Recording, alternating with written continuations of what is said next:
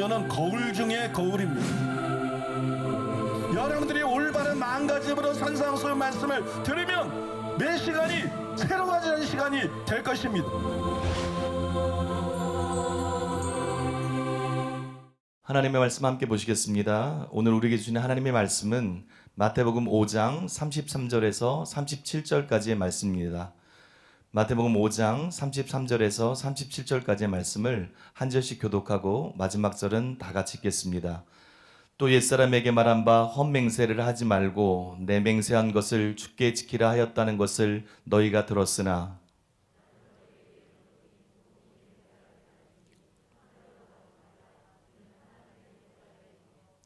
땅으로도 하지 말라 이는 하나님의 발등상이며 예루살렘으로 하지 말라 이는 큰 임금의 성임이요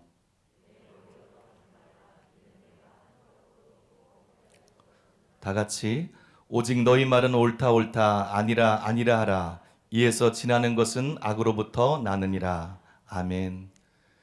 이제 담임 목사님께서 나오셔서 예수님은 모든 맹세를 금하셨는가 라는 제목으로 말씀 선포해 주시겠습니다. 맹세에 대해서 지난번에 말씀을 드렸는데요. 첫 번째로는 맹세에 대한 유대교의 왜곡에 대해서 설명해 드렸고, 두 번째로는 맹세에 대한 예수님의 가르침에 대해서 설명해 드렸는데, 오늘은 마무리인데요. 세 번째로 예수님은 모든 맹세를 금하셨는가, 이 주제에 대해서 생각해 보기를 원합니다. 오늘 본문 34절 그 다음에 37절에 보니까 나는 너에게 이르노니 도무지 맹세하지 말지니 오직 너희 말은 옳다 옳다 아니라 아니라 하라 이에서 지나는 것은 악으로부터 나느니라 그랬어요. 또 야고보서 5장 12절에 보면 내 형제들아 무엇보다도 맹세하지 말지니 하늘로나 땅으로나 아무 다른 것으로도 맹세하지 말고 오직 너희가 그렇다고 생각하는 것은 그렇다 하고 아니라고 생각하는 것은 아니라고 하여 정죄받음을 면하라 이렇게 되어 있어요. 두 군데 다 나오는 말씀이 도무지 맹세하지 말지니 무엇보다도 맹세하지 말지니 이렇게 나와 있어요. 형님 예수님이 먼저 얘기하고 예수님의 친동생이었던 야고보 동생이 야고보서에서 또 한 번 그렇게 반복을 했는데 여러분 이 두 구절을 읽어보면 맹세를 전면 금지하는 것처럼 보입니다. 그죠? 맹세를 전면 금지하고 있는 것처럼 그렇게 보이기 때문에 그래서 여기서 문제가 발생하는 거예요. 과연 예수님이 법정에서의 맹세도 금하셨는가? 법정에서나 이런 무슨 국민의례 같은데 이럴 때 하는 이런 맹세도 예수님께서 과연 금하셨겠느냐? 이런 어려운 문제가 여기서 발생이 됩니다. 보네프는 이렇게 말했어요. 이 구절에 대한 해석은 이 시각에 이르기까지 대단한 혼잡을 이루고 있다. 가벼운 서약까지도 죄로 보고 저주하는 극단론자로부터 경솔한 맹세나 거짓 증거 같은 것만을 부인하는 정당한 해석에 이르기까지 초대교회 이래 천차만별이다. 이제 해석을 조각을 하듯이 이제 큰 덩어리부터 세부적인 거로 나아가기 때문에 여러분들이 주의해서 잘 끝까지 잘 들으셔야 돼요. 여기 두 가지를 얘기했잖아요. 가벼운 서약까지도 죄로 보고 저주하는 극단론자. 그러니까 맹세는 절대 하면 안 된다. 이렇게 생각하는 사람이 있다는 거예요. 또 하나는 경솔한 맹세나 거짓 증거 같은 것만을 부인하는 정당한 해석. 보네프는 이게 맞다고 보고 있어요. 이런 두 가지가 있다는 거예요. 이건 큰 의미에서 분류를 한 거예요. 그러면 보네프의 판단이 정확한 것이냐? 맞는 것인데 부정한 것입니다. 그래서 이제 덩어리부터 조각하듯이 세부적으로 이렇게 나갈 것이기 때문에 그걸 염두에 두고 들으시면 좋을 것 같아요. 아무튼 보네퍼의 말에 나타나 있는 것처럼 이 맹세에 대해서 의문이 생기는데 그 의문에 대한 답이 둘로 나누어져요. 해석이 둘로 나누어지는데 둘 중에 과연 어떤 것이 옳은 것이냐. 맹세는 절대로 하면 안 된다.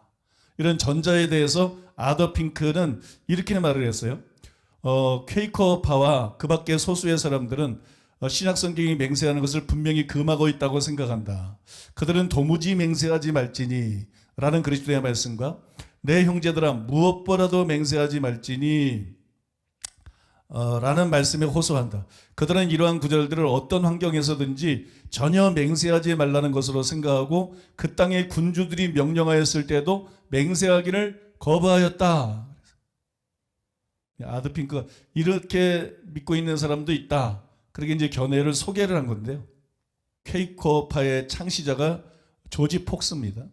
그 조지 폭스가 쓴 그 조지 폭스의 일기를 오래전에 읽어봤는데요. 상당히 좀 두터운 책인데 거기에 보면 여기에 대한 사례들이 굉장히 많이 나와요. 그중 몇 가지를 여러분들에게 소개해드리면 올리버 크로멜에 대한 선서와 약속이 제한될 즈음에 많은 군인들이 제대하게 되었다. 그리스도의 명령을 따라 맹세할 수 없기 때문이었다. 또 책의 다른 곳에 보면 그들은 내게 충성과 주권을 인정하는 선서를 하라고 하였다. 나는 그리스도와 사도들이 금하였기 때문에 절대로 선서할 수 없으며 당신들은 처음에는 이렇게 맹세하고 나중에는 달리 행동하는 것을 충분히 경험하였겠지만 나는 내 일생에 한 번도 선서를 한 적이 없다고 이야기했다. 자기는 다른 사람은 맹세를 하고도 지키지 않지만 자기는 맹세를 하지 않지만 신실하게 살았다. 그러면서 그리스도와 사도들의 명령에 따라서 나는 맹세할 수 없다. 법정에서 조지 폭스가 그렇게 대답하고 있는 부분이에요. 또 다른 데 보면 트위스튼 판사는 조지 폭스 씨 충성의 선서를 하시겠소? 하고 내게 말했다. 나는 평생 한 번도 선서를 한 일이 없으며 계약이나 약속도 한 일이 없소이다 하고 나는 말했다.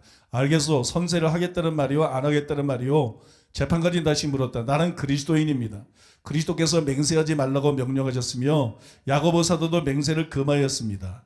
내가 하나님의 말을 따를 것인지 사람의 말을 따를 것인지 당신이 판단하시오 하고 내가 말했다. 이 조지 폭스의 정신은 굉장히 높이 평가할 만합니다. 여러 가지 불이익에도 불구하고 또 법정에 고소되면서까지 이렇게 자기가 이해한 하나님 말씀대로 살고자 한 그런 조지 폭스의 정신은 굉장히 높이 평가할 만하죠. 그런데 다수는 조지 폭스처럼 생각하지 않습니다. 조지 폭스하고 달라요. 대부분은 학자들이 후자를 지지합니다. 그 WBC 주석의 도널드 해그너도 마찬가지인데요. 도널드 해그너도 후자를 지지하면서 단호하게 이렇게 말했어요. 이 본문을 엄격하게 해석해서 그리스도인이 정의의 법정에서 선서한 것도 불허한다면 이것은 잘못이다. 관건은 진실성이다. 그 이상도 그 이하도 아니다. 맹세에 대한 예수님의 가르침의 핵심이 뭐냐? 초점이 뭐냐? 그게 진실성이라는 거지. 거짓되지 말고 진실하라는 거지. 그게 무슨 법정에서도 맹세를 하지 않고 왕이 요구할 때도 맹세를 하지 않고 그래서 이 문제를 일으키는 그걸 예수님이 원한 게 아니라는 거예요. 그러니까 이 맹세에 대한 가르침은 진실성이지 그 이상도 그 이하도 아니다. 그렇게 아주 딱 잘라서 말했어요.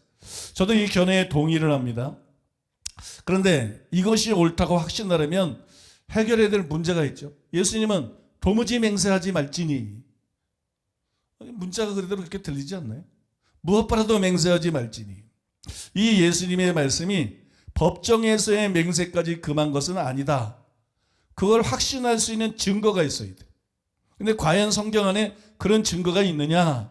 그런 증거가 있으면 우리가 그렇게 해석을 받아들일 수 있지만 그런 증거가 없으면 예수님 말씀하고 위배되는 것이기 때문에 그거 우리가 수용할 수가 없는 거 아니겠어요? 과연 그런 확실한 증거가 있느냐? 다행히도 있어요. 그 증거들을 가장 잘 설명한 사람은 존 웨슬리입니다. 또 한 사람 꼽을 수 있는 게 아더 핑크예요. 존 웨슬리와 아더 핑크의 글에 그 근거들이 잘 나타나 있는데요. 먼저 존 웨슬리는 이렇게 증거를 제시했습니다.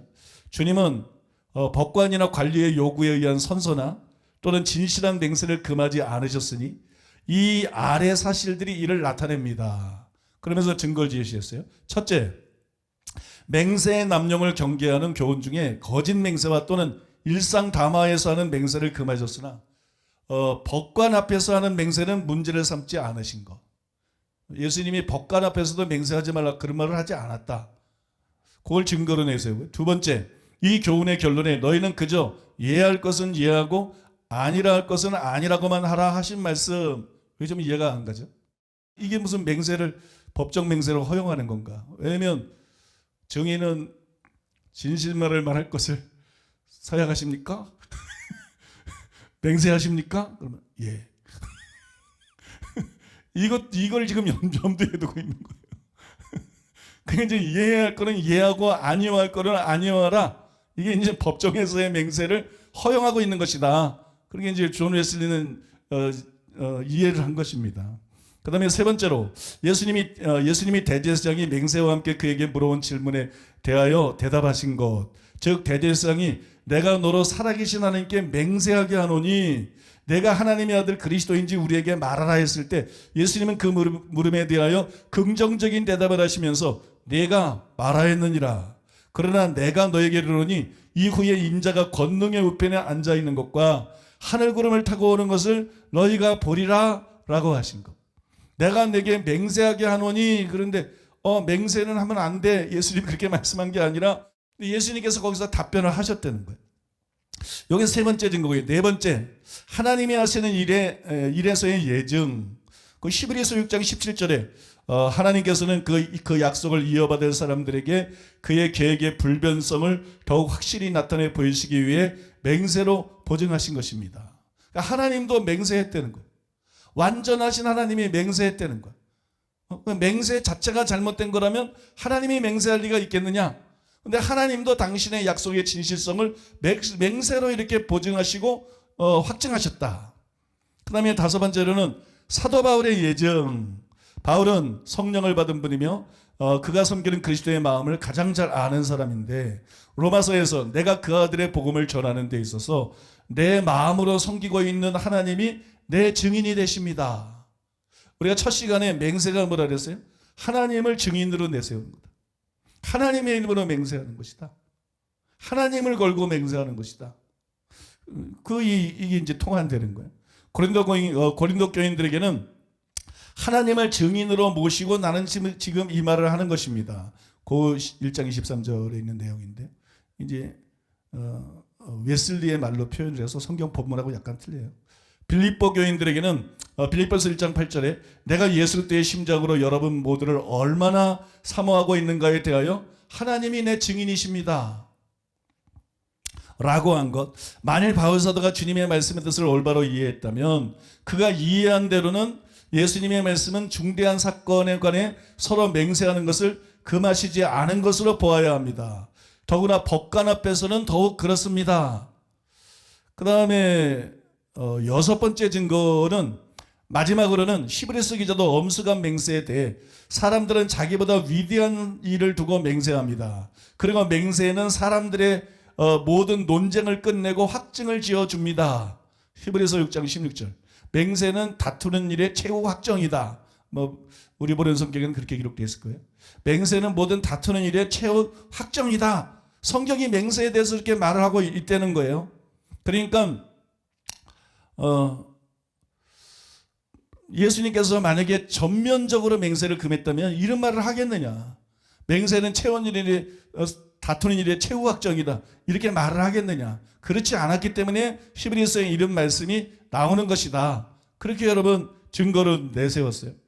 듣고 보니까 다 맞는 얘기 같죠? 다음으로는 아더 핑크의 글 중에서 이 존 웨슬리가 제시한 거하고 겹치지 않는 거. 똑같은 거 소개할 필요는 없겠죠. 겹치지 않는 것만 좀 소개를 해드리면요. 아더 핑크가 이렇게 썼어요. 하나님께서도 여러 번 맹세를 하셨었다. 하나님은 자신의 모범을 통하여 사람들에게 가르쳐 주셨다. 따라서 우리는 신의 선에서 율법이 주어지기 훨씬 전에 하나님과 아주 가까이서 동행하던 자들이 이 경우에 따라 또는 합법적으로 그렇게 해야 할 근거가 있을 때에는 서로 엄숙하게 맹세했음을 알 수 있다. 그러므로 아브라함은 아비멜렉에게 맹세하고 자기 하인에게도 맹세하도록 하였다. 이와 마찬가지로 야곱은 라반과 맹세하였다. 또 요셉 역시 그의 아버지에게 맹세하였다. 그러나 이러한 신뢰들이 모세의 율법의 제조들과 아무 관계가 없으므로 오늘날에도 이와 같이 행하는 것을 복음이 정죄한다고 생각할 만한 근거가 없다.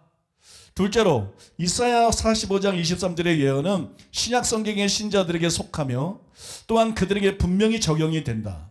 내가 나를 두고 맹세하기를 나의 입에서 의로운 말이 나갔은즉 돌아오지 아니하리니 내게 모든 무릎이 꿇겠고 그 모든 혀가 맹세하리라 하였느니라. 이게 신약 시대의 성도들에 대한 말씀인데 그들이 전부 하나님 앞에 무릎을 꿇고 맹세하리라고 나와 있다는 거예요. 로마서 14장 11절에 참고하면 되고요. 이것은 하나님께서 구약 시대에 규정하셨던 일과 관계가 있다. 선지자는 복음의 날에도 온 세상이 이것을 지킬 것이라고 말하고 있는데 어떠한 환경에서도 거룩하신 하나님으로 맹세하는 것이 부당하다면 분명히 이것은 이루어질 수가 없을 것이다. 끝으로 신약 아래에서 맹세가 부당한 것이라면 하나님은 어떠한 형태로든 그 맹세가 지속되지 못하도록 하여 자기 백성이 그의 명령과는 반대로 행동하지 못하게 하셨을 것이다.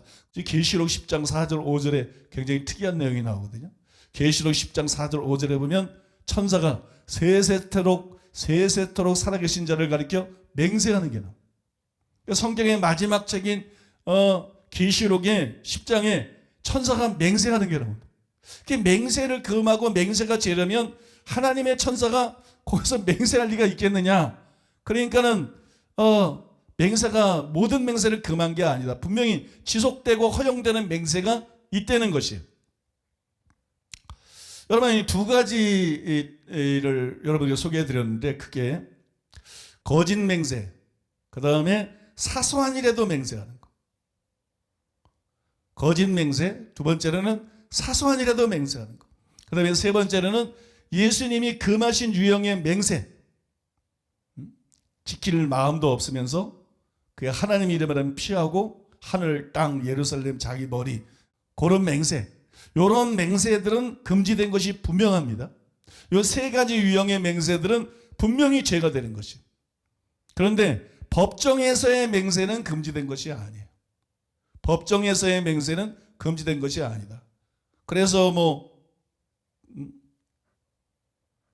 태국기 옆에 하는 게 뭐예요? 국기에 대한 맹세인가? 그죠? 국기에 대한 맹세. 이게 죄냐 아니냐? 죄 아닙니다.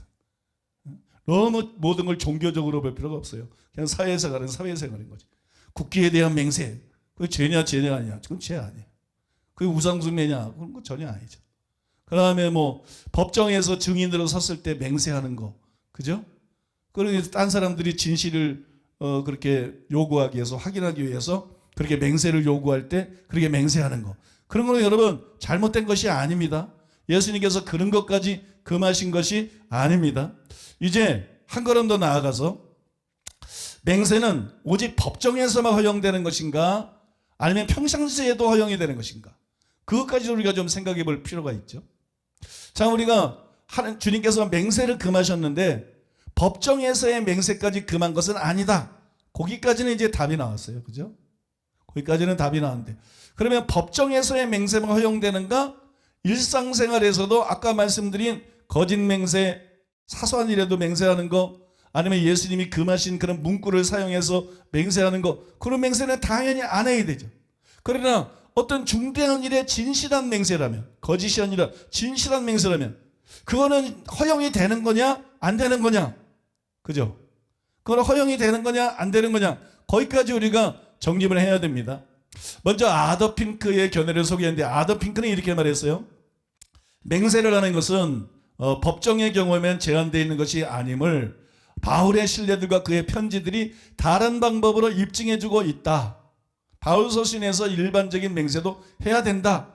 그런 근거를 찾고 있는데 어떤 경우에 있어서는 사람과 사람 사이의 사적인 맹세들도 완전히 정당하다. 보아스는 개인 자격으로서 룻과 결혼하겠다는 그의 약속을 맹세로서 확정하였다. 오바다는 일 개인으로서 의로운 자고 여호와를 경외하였는데 그는 엘리사에게 확신시키기를 원하던 사실을 맹세하며 말하였다. 그러면 나는 우리가 성급하고 무분별하고 제멋대로 또는 하찮게 맹세를 해서는 안 되며 필연적인 경우에만 하도록 규정하는 것이 가장 훌륭한 규칙이라고 생각한다. 그러니까 법정에서의 맹세는 당연히 허용이 되는 것이고, 그 다음에 사소한 거 아니고 거짓 맹세 아니고 굉장히 중요한 일에 꼭 맹세가 필요한 경우에 예외적으로 맹세하는 것은 그거는 가능한 것이다. 이게 아더 핑크의 견해예요. 맞는 것 같죠? 그죠, 여러분? 맞는 것 같아. 나도 이게 맞는 것 같아서. 문제 없네. 그렇겠네. 그렇게 생각했어요. 이게 맞는 것 같아요. 반면에 더글라스 문은 이렇게 주장을 했어요. 예수님과 야고보가 정말 모든 맹세를 금했는지는 아직 문제로 남아있다. 쉽게 단정을 안 내립니다.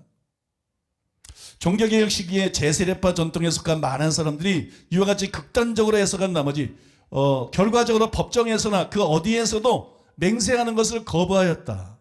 이것은 또한 많은 신실한 그리스도인이 여전히 가지고 있는 신념이기도 하다.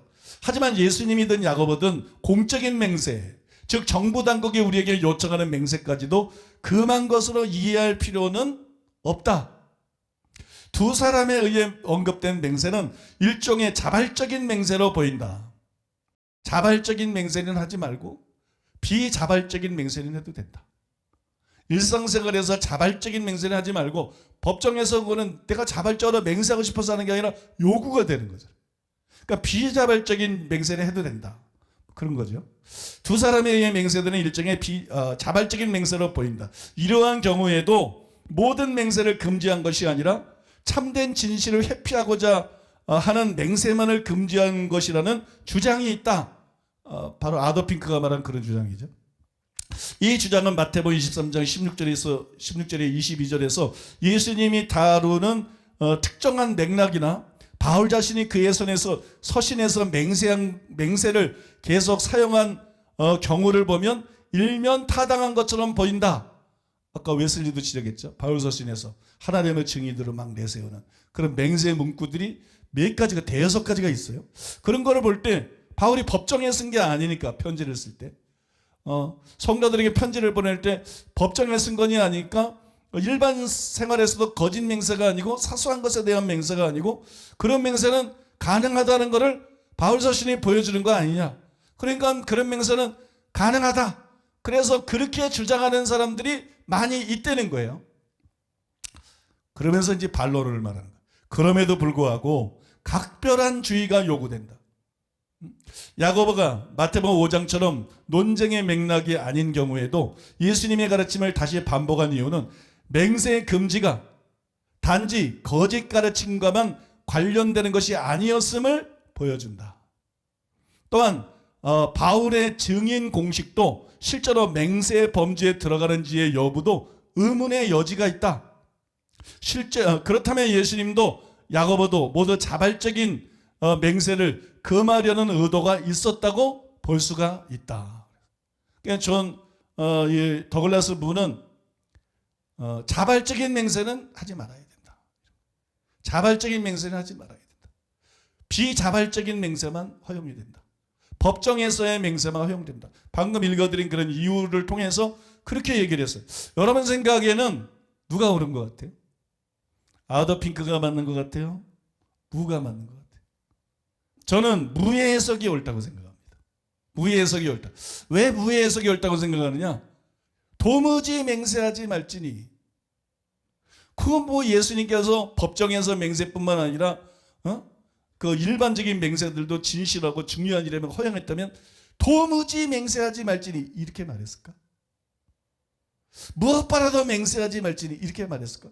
이게 예수님이 말씀하니 강한 어감하고 안 맞는다는 거예요.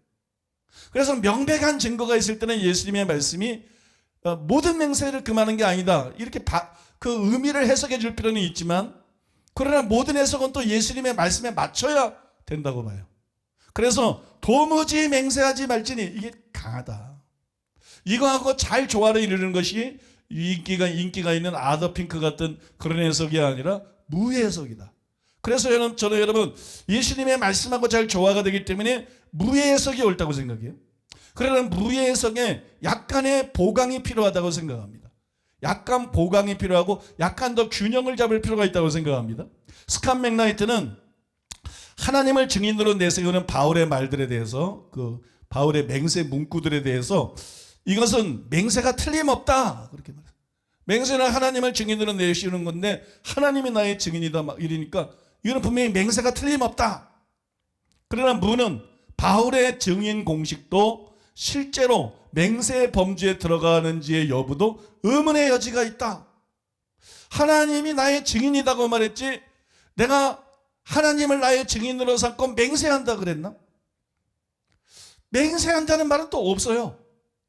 맹세하고 유사한 하나님을 증인으로 내세운 건 있지만 맹세한다 이런 말을 바울이 안 했어요. 그러니까 말학자들이 이걸 맹세라고 부르는데 눈에 의문을 지긴 이게 진짜 맹세인가? 그냥 단순히 하나님이 나의 증인이라고 말하고 있는 거 아닌가?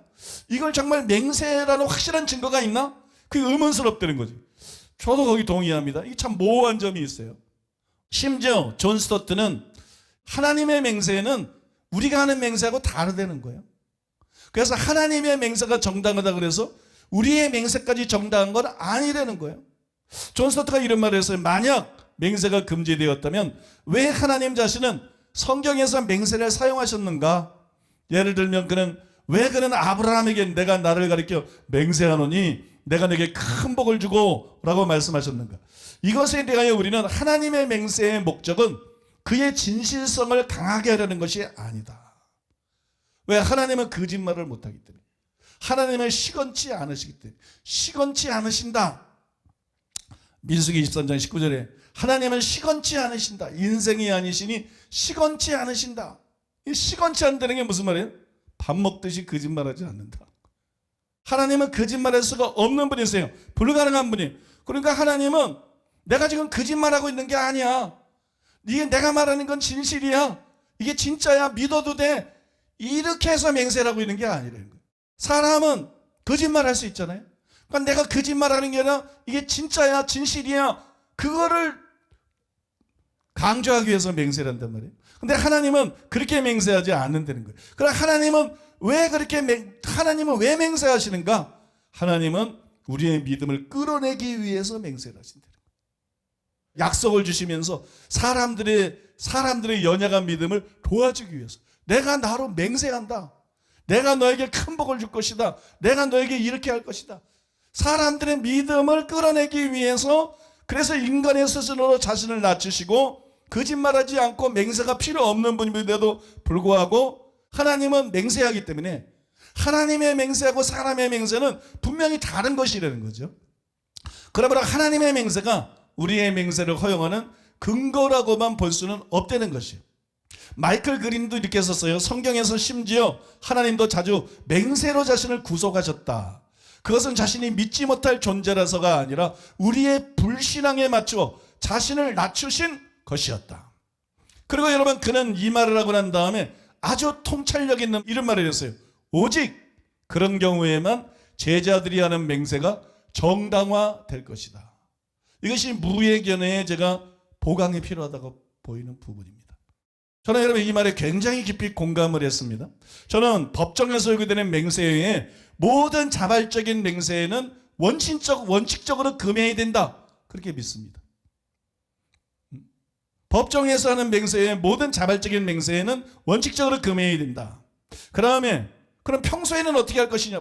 바울의 증인 공식을 아더핑크처럼 맹세로 보든 무처럼 맹세로 보지 않든 그것과 상관없이 자신의 부정직이 아니라 사람들의 불신앙 때문에 그들의 믿음을 도와주기 위해서 하나님을 증인으로 내세우는 것이 필요한 경우 성경 말씀대로 바울이 한 대로 맹세한다는 말을 하지 말아라. 단지 바울처럼 말해라. 예수님의 말씀을 거스르지 말자. 도무지 맹세하지 말자. 그러니까 맹세하지 말자. 그럴 경우에는 하나님이 나의 증인이시다. 그렇게 말하는 거예요. 바울이 말한 것처럼. 그러면 여러분 맹세를 하지 않고도 우리의 진실성을 충분히 어필할 수 있는 거 아니겠어요? 그죠? 그래서 여러분 사람들의 믿음을 도와주기 위해서 그럴 때에만 그렇게 말하는 것은 성경에도 나와 있기 때문에 허용된다. 허용되는 것이고 그것은 무방하다. 그러나 맹세를 하지 말아라. 그때도 맹세는 하지 말아라. 그래서 여러분 저는 이렇게 하는 것이 도무지 맹세하지 말지니 이 예수님의 말씀에 전적으로 순종하면서도 극단으로 치우치지 않는 가장 지혜로운 선택이라고 생각합니다. 그러니까 여러분 맹세에 대해서 여러분들이 요거를 기억하고 계셔야 돼요. 자발적인 맹세들은 금지된다. 비자발적인 맹세, 법정에서 요구하는 어떤 공적인 일에서 요구되는 그런 맹세에는 그게 허용이 된다. 그 다음에 사람들에게 꼭 믿음을 줘야 되고 사람들에게 그 믿음을 도와줘야 될 필요가 있을 때에는 그냥 바울이 말한 것처럼 말해라. 선을 넘어가지 말고. 이 일에 대해서 하나님이 나의 증인이시다. 하나님이 아신다. 그럼 그냥 맹세한다 이런 말 하지 말고 믿습니까? 왜냐하면 이거는 우리가 어떤 궤변을 말하는 것이 아니고 성경에 그렇게 나와 있으니까. 그죠? 예수님 다음으로 여러분 우리가 믿고 따라갈 사람이 누굽니까? 당연히 바울 아닙니까? 그러니까 바울이 성경 안에서 그런 선례와 모범을 보였으므로 그렇게 하는 것은 허용이 되는 것이고 거기까지다. 거기까지다. 그렇게 여러분 기준을 정하시고 신앙생활 하시면 될 것 같습니다. 아멘이십니까? 예. 이제 다섯 번째로 동해복수법을 완전케 하신 예수님에 대해서 서론을 살펴볼 차례입니다. 서론. 오늘 내용은 하나도 못 다릅니다. 서론. 이게 동해복수법 마태복음 5장 38절에서 42절인데요. 마태복음 5장 38절로 42절. 또 눈은 눈으로 이는 이로 갚으라 하였다는 것을 너희가 들었으나 나는 너희에게 이르노니 악한 자를 대적하지 말라. 누구든지 내 오른편 뺨을 치거든 왼편도 돌려대며 또 너를 고발하여 속옷을 가지고자 하는 자에게 겉옷까지도 가지게 하며 또 누구든지 너로 억지로 오리를 가게 하거든 그 사람과 심리를 동행하고 내게 구하는 자에게 주며 내게 꾸고자 하는 자에게 거절하지 말라. 제가 산상수훈을 설교하기로 마음을 처음 먹었을 때 제일 먼저 이 해결해야 될 난제, 산상수훈 설교하려면 산상수훈을 다 이해해야 될 거 아니에요. 그래서 산상수훈에서 제일 이 해결해야 될 난제, 제일 어려워 보이는 그런 구절로 떠오른 게 바로 여러분 동해복수법이었어요. 저는 이게 제일 먼저 해결해야 될 문제고 이게 산상수훈에서 제일 어려운 부분이다. 그렇게 생각이 되더라고요. 특히 왜 이게 이렇게 어렵냐면 다른 말씀도 말씀드리지만 42절 마지막 절 42절 때문이에요. 내게 구하는 자에게 주며 내게 꾸고자 하는 자에게 거절하지 말라. 예수님의 말씀이란 말이에요. 구하면 다 줘야 돼. 꾸어달라 그러면 다 꿔줘야 돼. 야, 이 보통 심각한 문제가 아니야. 그죠? 꾸어달라는 사람 많잖아요. 그죠? 꾸어달라면 돈 많이 쓰면 다 꿔줘야 돼. 꾸어달라면 다 꿔줘야 돼. 아, 이게 보통 어려운 말씀이 아니야. 우리 말씀대로 살아야 돼요. 우리 예수님의 말씀이야. 예수님 말씀 법이에요.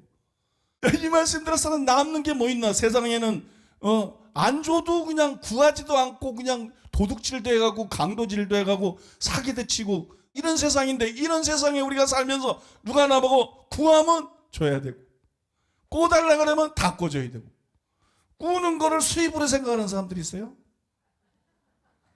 갚을 대책도 없고 갚을 마음도 없어.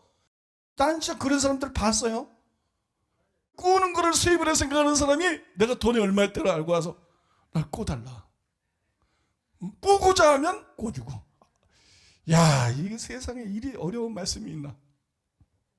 그래서 여러분 이 42절 때문에 이게 나는 산상수훈에서 42절이 제일 어려워 보이더라고요. 이게 뭐 이런 말씀이 다 있나. 이거는 무소유로 살아야 돼. 그러니까 우리가 다 성프랜시스처럼 돼야 돼. 성프랜시스 어떻게 했느냐. 허리띠를 새끼줄 매고 허리띠 안 써요. 약대 토록 뭐 가죽대도 새끼줄 매고 맨발에다가 가만히 쓰고 거적대기 하나 걸치고 깡통 들고 이게 성프랜시스야.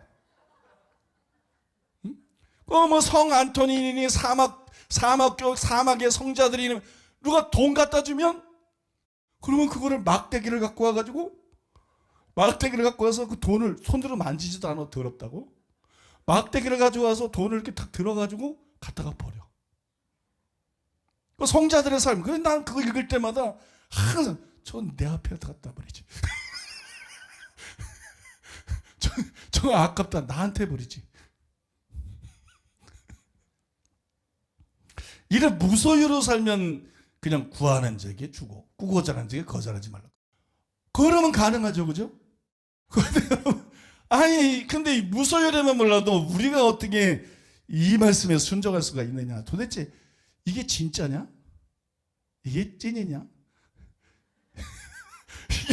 이게 예수님이 정말 우리 보고 이렇게 말씀하는 거야? 난 이게 도대체 어렵고 이해도 안 가고. 그러니까 여러분 학자들도요. 이 구절을 비롯해서 이 단락 때문에 굉장히 곤혹스러워합니다. 너무 비현실적이다. 너무 비현실적이고 여기 천국이 아니다. 그래서 굉장히 곤혹스러워하고요. 너무 이해하기가 어려워서 심지어 풀러머는 이 누가복음에 보면 이 말씀에 병행 구절이 나오는데 그걸 해석하면서 이렇게 썼어요. 정부나 개인이나 이 계명들을 지킨다는 것은 불가능하다. 위의 계명들과 정확하게 일치하는 정책을 실행하기 위해 애쓰는 나라는 머지않아 사라져버릴 것이다. 만일 개인들이 이 계명들을 엄격하게 지킨다면 사회는 무정부 상태로 후퇴할 것이다. 여러분, 나중에 더 소개하겠지만 이와 유사한 반응을 보이는 학자들이 굉장히 많습니다. 그럼에도 불구하고 예수님의 이 말씀을 문자 그대로 믿은 사람들이 있어요. 이 말씀을 그냥 문자 그대로 믿었어요. 누굴까요? 뭐 성 프란시스 같은 사람도 이런 유형일 것 같아요. 성 프란시스나 뭐 이런 일부 성자들도 이런 유형일 것 같은데, 예수님의 이 말씀을 문자 그대로 믿는 사람이 있는데 레오 톨스토이, 여러분이 잘 아는 유명한 그 소설가 레오 톨스토이, 그 다음에 간디, 인도의 간디, 그 다음에 한 사람이 누구냐면 마틴 루터 킹이에요. 흑인 인권 운동가였던 유명한 마틴 루터 킹 목사. 마틴 루터 킹 목사. 요 세 사람들은 예수님의 이 말씀을 막 문자 그대로 믿었어요. 문자 그대로 믿고 문자 그대로 실천하기 위해서 애를 썼습니다. 그래서 이 세 사람에 대해서 먼저 기본적으로 좀 살펴보는 게 필요한데요. 존 스토트가 이 세 사람에 대해서 잘 소개를 했어요. 요약을 했어요. 필립 얀시의 책에도 뭐 톨스토이나 이런 사람과 산상수훈의 관계에 대한 많은 글들이 나오지만 뭐 복잡한 걸 다 알아볼 필요는 없고, 또 뭐 굳이 톨스토이의 책을 읽을 필요도 없고, 뭐 간디의 어록을 읽을 필요도 없고, 그냥 존 스토트가 잘 요약을 해서 그거로 뭐 충분하다고 생각하는데요. 먼저 존 스토트는 톨스토이에 대해서 이렇게 요약을 했습니다. 비록 극단적인 것이긴 하지만 더욱 존경할 만한 신뢰는 19세기 유명한 러시아의 소설가이며 사회개혁가인 레오 톨스토이다. 내가 믿는 것이라는 글에서 그는 인생의 의미에 관한 개인적인 깊은 혼란의 시기에 어떻게 그 신비로운 책과 함께 있게 되었는지를 묘사했다. 그가 산상설교를 읽고 다시 읽을 때 갑자기 전에 그가 이해하지 못했던 것과 그의 생각으로는 모든 교회가 1800년 동안 잘못 이해했던 것을 이해하게 되었다. 특히 악을 대적하지 말라는 명령으로 그는 나는 그리스도께서는 그가 말씀하시는 그대로 말씀하신다는 것을 깨달았다. 이러한 말씀은 그것의 직접적인 의미로 이해할 때 나에게는 참으로 다른 모든 것을 여는 열쇠다라고 말했다. 두 번째 장에서 무저항에 대한 명령, 그는 예수님의 말씀을 사람이나 제도에 대한 모든 물리적인 폭력을 금하는 것으로 해석했다. 그는 동시에 그리스도를 하나님으로 고백하는 것과 의식적으로 조용히 소유권과 재판소와 정부와 군대의 설립을 위해 일하는 것은 불가능하다고 말했다. 그는 그리스도께서는 재판소라는 어떠한 인간적인 제도도 완전히 금하시는데 이는 그러한 것들이 악을 대적하며 악을 악으로 갚기 때문이다. 똑같은 원리가 경찰과 군대에 적용된다고 말했다. 그리고 마침내 그리스도의 명령을 따르게 될 때 모든 사람들은 형제가 될 것이며 모든 사람들은 다른 사람들과 평화롭게 될 것이며 그때 하나님의 나라가 올 것이다라고 그는 말했다. 마지막 장에서 그는 자신의 순진함에 대한 비난에 대비하여 그의 입장을 변호하려 할 때, 왜냐하면 원수들이 올 때 만약 당신이 싸우지 않으면 그들이 당신을 죽일 것이기 때문에 그는 인간을 근본적으로 이성적이며 온순하게 여기는 그의 순진한 견해를 나타냈다. 또한 그는 이른바 죄인이나 강도까지도 나처럼 선을 사랑하고 악을 미워한다라고 했다. 그리고 그들이 그리스도인들이 가르치고 나타내는 진리를 통하여 그들의 삶이 다른 사람을 돕는 데 바쳐진다는 것을 깨닫게 될 때 누구도 음식을 빼앗거나 자신을 돕는 사람을 죽일 만큼 어리석게 되진 않을 것이다라고 말했다. 네, 일단 거기까지 보시고요. 자, 지금까지 읽은 것이 이제 레오 톨스토이가 이 산상수훈에 특별히 이 악한 자를 대적하지 말라, 동해복수법에 대한 예수님의 가르침을 한마디로 얘기하면 악한 자를 대적하지 말라, 그러면서 이제 몇 가지 사례를 들어서 설명하는데 거기에 대한 견해예요. 그 다음 부분은 간디에 대한 겁니다. 간디는 또 이 부분을 어떻게 받아들이고 어떻게 행동했나, 읽어주시겠습니다. 톨스토이 글에 크게 영향을 받았던 한 사람은 간디다. 이미 어릴 때부터 그는 아임사의 교훈, 즉 다른 사람들을 해치지 않는 것을 배웠다. 그러나 그 후 청년기에 그는 런던에서 처음으로 바가바드 기타라는 책과 산상설교를 읽었으며 그 남아프리카에서 톨스토이의 하나님의 나라는 당신의 마음속에 있다를 읽었다. 약 10년 후에 그가 인도에 돌아왔을 때 그는 톨스토이의 이상을 실천에 옮길 결심이었다. 엄격히 그의 방법은 소극적 저항이나 시민적 반항이 아니라 진리의 힘이나 고난을 기꺼이 견뎌내는 모범에 의해 그의 반대자를 이기려고 시도하는 무저항 비협조 운동이었다. 그의 이론은 정부나 법이 완전히 없는 것이나 다름이 없었다. 국가는 집중되고 조직된 형태의 폭력을 상징한다. 그가 마음속에 꿈꾸었던 완전한 나라에서는 비록 경찰이 존재할지라도 그들은 무력을 거의 사용하지 않을 것이며 형벌은 끝날 것이며 감옥은 학교로 변할 것이며 소송은 중재로 대치될 것이다. 이제 마지막 부분인데요. 마지막은 마틴 루터 킹에 대한 건데요. 마틴 루터 킹에 대해서는 이렇게 소개를 하고 있어요. 내가 아는 사람들 가운데 마틴 루터 킹보다 더욱 적절한 현대적 용어로 이것을 표현했던 사람은 없다. 비록 내가 생각하기에 그는 깐디나 톨스토이보다 예수님의 가르침을 더 잘 이해했지만 그는 간디가 톨스토이에게서 배웠던 것만큼 간디에게서도 배웠다. 루터 킹이 견뎌야 했던 부당한 고난에 대해서는 의심할 여지가 없다. 그의 장례식에서 벤자민 메이스 박사는 그러한 사실을 다음과 같이 열거했다. 만약 어떤 사람이 고난의 의미를 알았다면 킹이 알았을 것이다.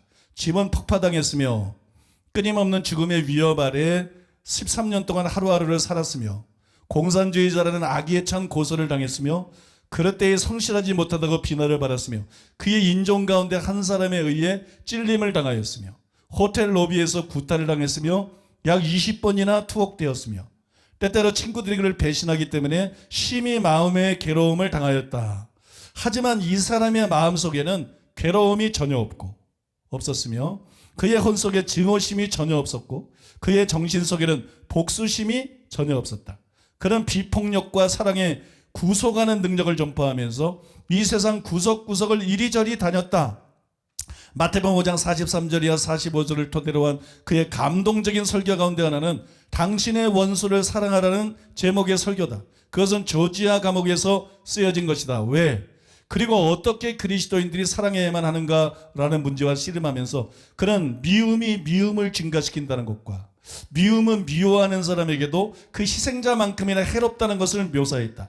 그러나 무엇보다도 사랑은 원수를 친구로 변화시키는 유일한 힘이다. 왜냐하면 그것은 창조적이고 구속하는 능력을 가지고 있기 때문이다. 그는 그의 주제를 미국의 인종 위기에 계속해서 적용하였다. 3세기 이상 미국의 흑인들은 압제와 좌절과 차별을 겪었다. 그러나 루터 킹과 그의 친구들은 미움을 사랑으로 갚으려고 결심했다.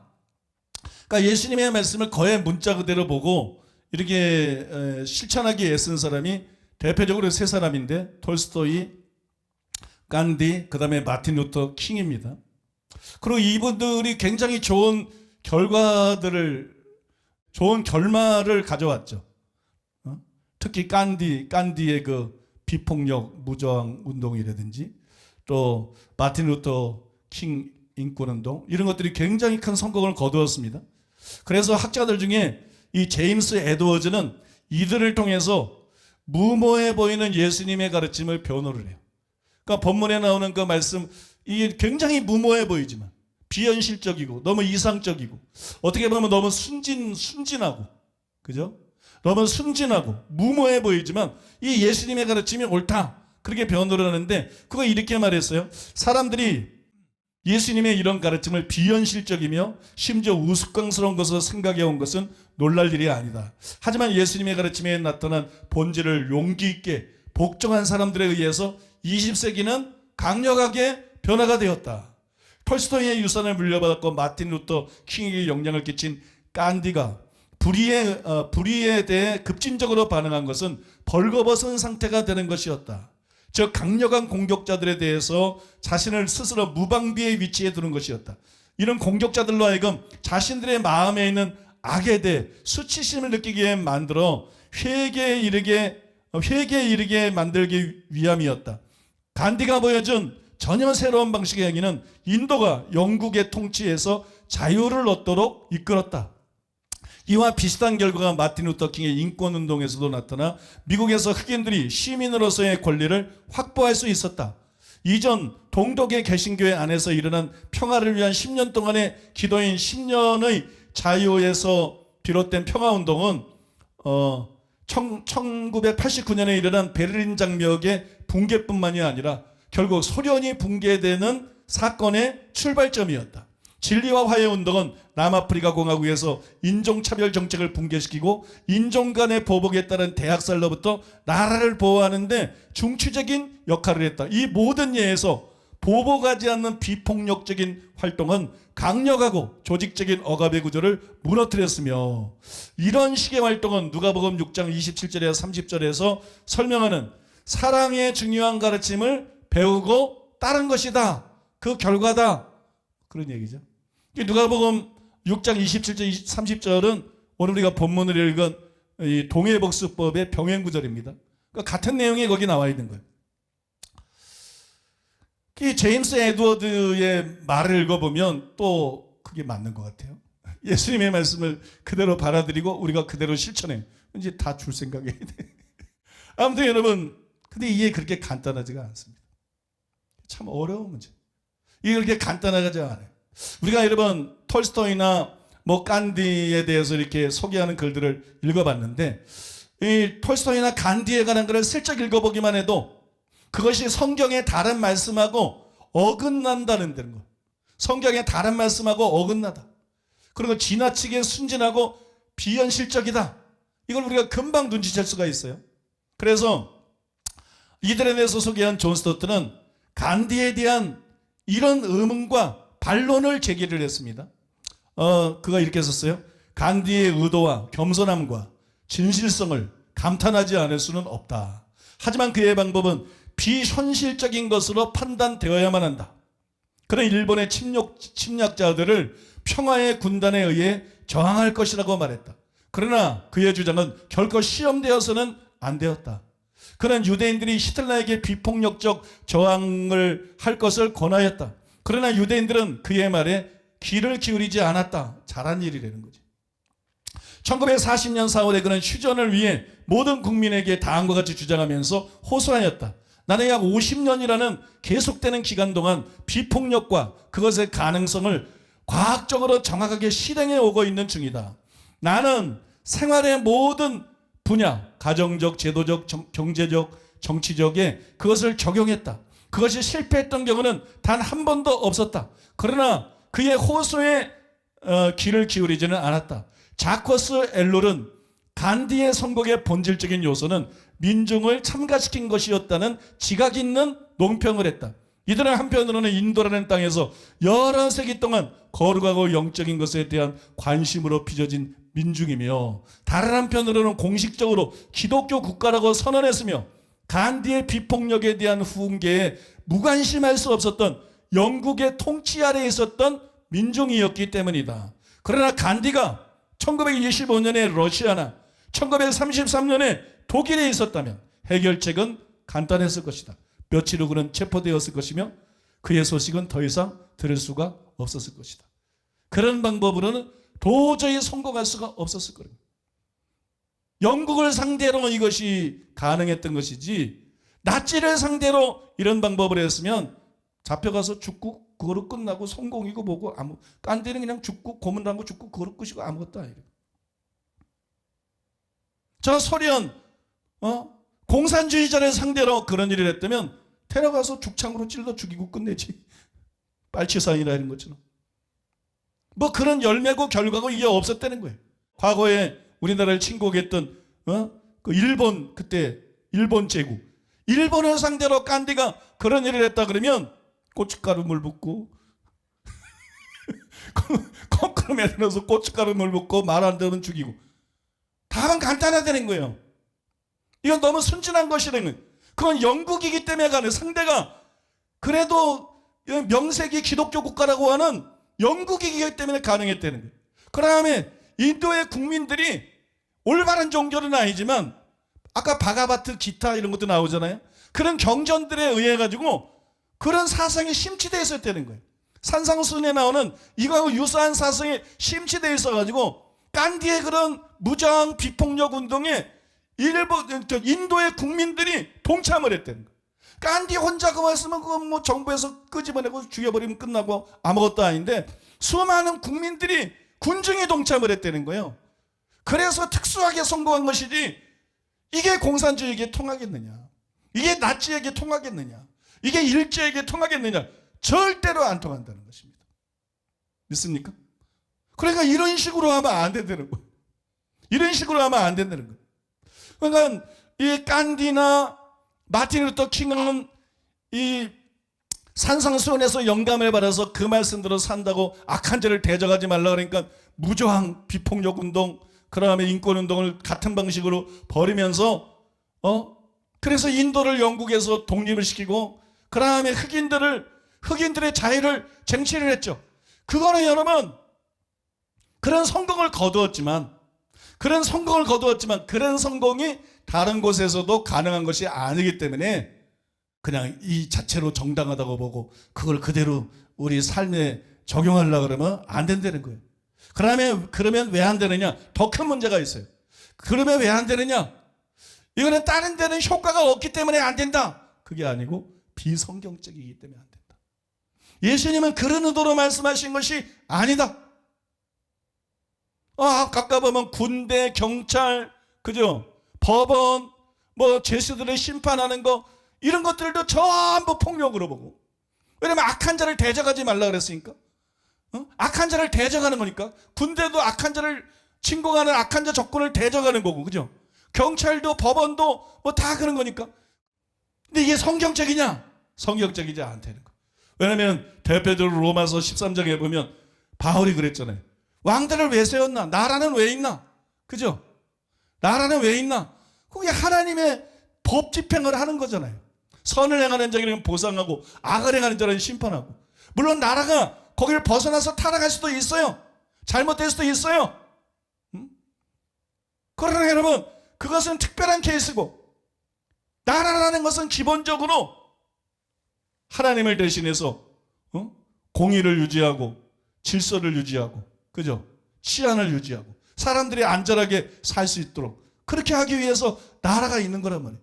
그리고 그거를 위해서 군대도 필요한 것이고 그걸 위해서 경찰도 필요한 것이고 판사도 필요한 것이고 교도소도 필요한 것이고 그거를 예수님이 말씀하시는 악한 자를 대적하는 거로 보면 안 된다는 거예요. 그러면 지옥은 왜 있어? 그죠? 그런 의미에서 악한 자를 대적하지 말라는 거면 지옥은 왜 있어요? 하나님도 심판을 하시는데 하나님도 최후의 심판을 하시고 하나님도 천국에 보낼 자는 천국에 보내고 하나님도 지옥에 보낼 자는 지옥에 보내는데 그러니까 여러분 우리가 간디나 톨스토이가 이해했던 것처럼 예수님의 말씀을 그렇게 순진하게 이해하면 안 된다는 거예요. 바꿔 말해서 예수님의 말씀은 그들이 이해한 그런 뜻이 아니라는 것입니다. 그들의 정신은 뛰어났지만 예수님의 말씀은 그들이 가르친 그런 의미가 아니다. 그러면 예수님의 말씀은 도대체 무슨 의미인가? 주례는 게 무조건 주례는 말이 아니면 무슨 뜻인가 도대체? 꾸어주려는 게 무조건 꾸어주려는 말이 아니면 이게 무슨 뜻인가? 이게 어려운 거죠. 그거를 이제 우리가 알아볼 것입니다. 예수님은 어떤 의도를 가지고 어떤 의미로 이게 말씀하셨는가? 우리 이 말씀을 우리의 삶 속에서 어떻게 지켜야 되나? 그거를 다음 주부터 예수님의 말씀을 하나하나 살펴볼 것인데 다음 주부터 이제 워밍업부터 이제 시작을 해서 쉬운 것부터 쭉쭉 해서 가다가 이제 나중에 되면 구하는 자에게 주며 꾸고자 하는 자에게 거절하지 말라. 억지로 어렵습니다. 억지로. 아무튼 굉장히 이렇게 깊게 들어가고 어려운 부분이기 때문에 정확하게 그렇게 의미를 드러내서 여러분들에게 보여줄 거고요. 그 다음부터 이제 신나는 겁니다. 이제는 완전히 원수 사랑, 완전 이제 깊은 말씀의 세계로 들어갈 거기 때문에 굉장히 은혜로운 시간이 될 줄로 믿습니다. 여러분 기대하셔도 좋습니다. 이 시간에 하나님 앞에 기도하면서 나아가겠습니다. 들은 말씀 기억하면서 기도하겠습니다. 하나님 감사합니다. 하나님 찬양합니다. 하나님 영광 받아 주시옵소서. 하나님 저희 교회 담임 목사님을 통해서 이 진리의 회복을 행하고 계신 놀라우신 하나님을 찬양합니다. 크고 놀라운 일을 행하고 계신 주님을 찬양합니다.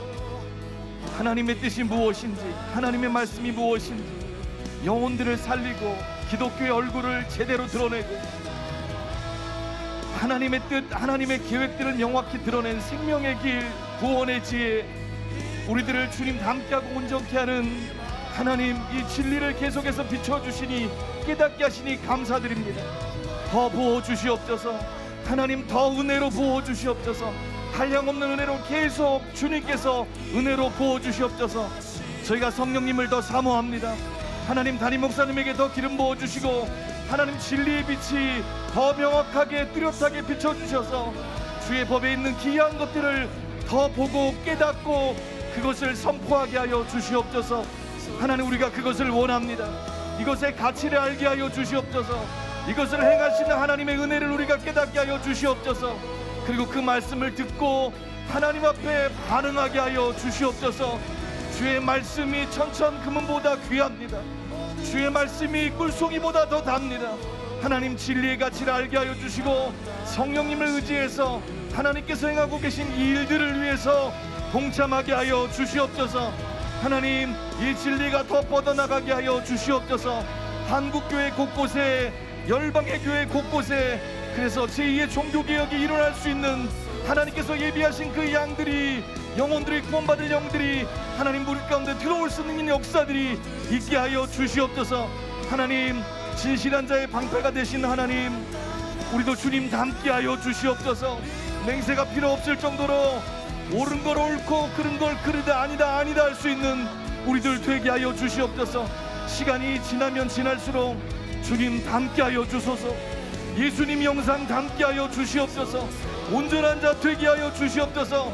이 말씀을 듣고 끝나는 게 아니라 말씀이 실체가 돼서 내 삶을 비추고 주님 앞에 엎드리고 하나님 주 앞에 살게 하여 주시옵소서. 말씀을 붙들고 주 앞에 성령을 의지해서 살게 하여 주시옵소서. 하나님, 진짜 발복의 사람 되게 하여 주시고 서기관과 바리새보다 나은 은혜를 갖게 하여 주시고 아버지의 뜻대로 행하는 자들 되게 하여 주시고 듣고 끝나는 게 아니라 행하는 자 되게 하여 주시옵소서. 그리고 온전한 자, 주님 닮은 자 될 수 있도록 우리를 계속 이끌어 주시옵소서.